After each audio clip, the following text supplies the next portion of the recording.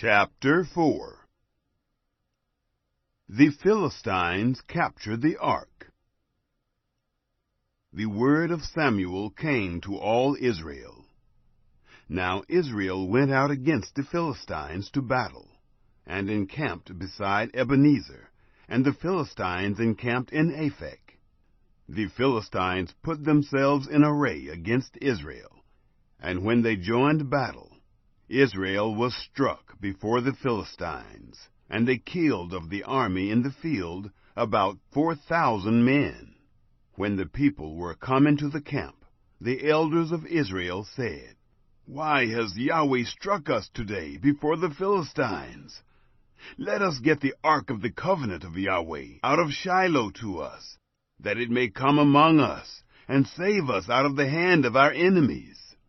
So the people sent to Shiloh, and they brought from there the ark of the covenant of Yahweh of armies, who sits above the cherubim, and the two sons of Eli, Hophni and Phinehas, were there with the ark of the covenant of God. When the ark of the covenant of Yahweh came into the camp, all Israel shouted with a great shout, so that the earth rang again. When the Philistines heard the noise of the shout, they said, "What does the noise of this great shout in the camp of the Hebrews mean?" They understood that the ark of Yahweh had come into the camp. The Philistines were afraid, for they said, "God has come into the camp." They said, "Woe to us, for there has not been such a thing before. Woe to us! Who shall deliver us out of the hand of these mighty gods? These are the gods that struck the Egyptians with all kinds of plagues in the wilderness. Be strong and behave like men, O you Philistines, that you not be servants to the Hebrews, as they have been to you. Strengthen yourselves like men and fight." The Philistines fought, and Israel was struck, and they fled, every man to his tent.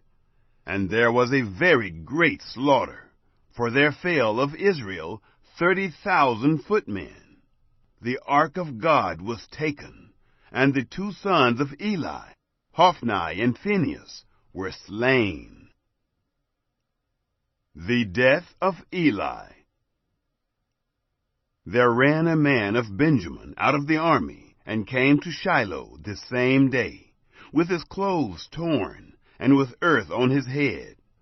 When he came, behold, Eli was sitting on his seat by the road, watching. For his heart trembled for the ark of God. When the man came into the city and told it, all the city cried out.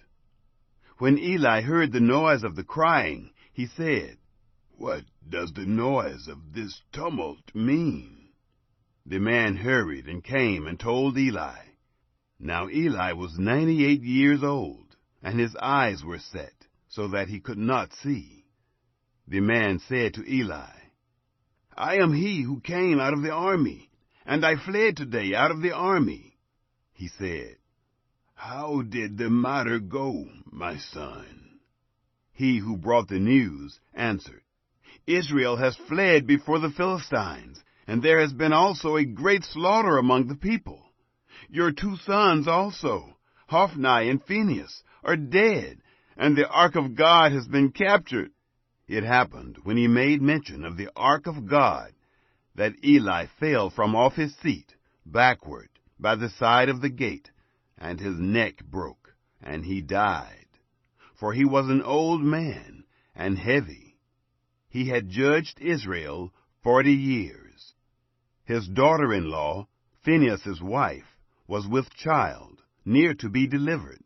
When she heard the news that the ark of God was taken, and that her father-in-law and her husband were dead, she bowed herself and brought forth, for her pains came on her.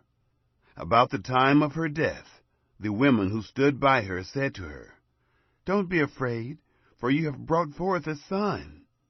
But she didn't answer, neither did she regard it. She named the child Ichabod, saying, "The glory has departed from Israel." because the ark of God was taken, and because of her father-in-law and her husband. She said, "The glory has departed from Israel, for the ark of God is taken."